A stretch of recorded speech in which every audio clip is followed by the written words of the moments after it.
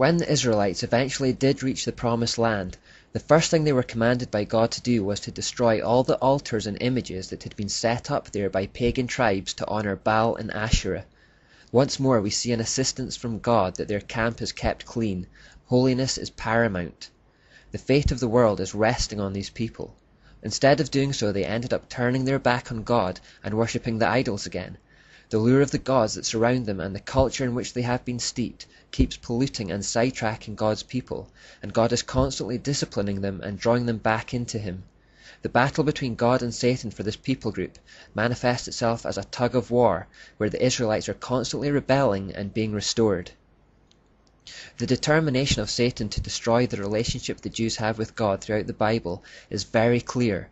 They were, after all, fast becoming the last barrier between him and total domination. He wasn't about to leave them alone. And at this point I want to introduce you to an absolutely vital point which will develop in the following parts. I call it Satan's Plan A and Plan B, and it crops up constantly, so we really need to get a hold of it. What Satan wants above everything else is domination or control. Now there are two ways to achieve this. One way is considered the feminine way, which is employed in a position of weakness. It's called manipulation. If women are to attempt to control their husbands or anyone else, this is generally how they do it, through tears, hurt feelings, emotional blackmail, etc. The second way of achieving domination is considered the masculine way, and it's employed when in a position of strength, and it's through violence or intimidation. This is generally how men control people, by threatening them with their strength. So there's a feminine way associated with the moon goddess or Asherah, which I refer to as Plan A, and a masculine way associated with the sun god or Baal that I refer to as Plan B. But both techniques are aiming for the same satanic end, which is control or domination. Now, up until this stage of human history, Satan had always managed to get his way with Plan A, subtle manipulation. He appealed to the pride of the angels, and a third followed him. He appealed to the pride of Adam and Eve, and the same thing happened.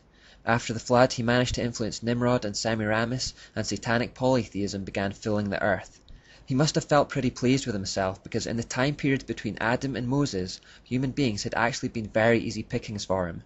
He'd been able to sway pretty much whoever he wanted, whenever he wanted, without much resistance at all.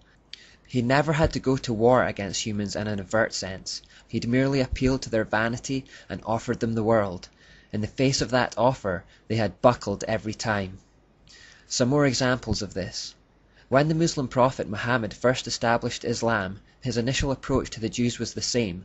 Muhammad tried to be subtle about introducing his false religion into their midst. He claimed he served the same God as them and was a prophet.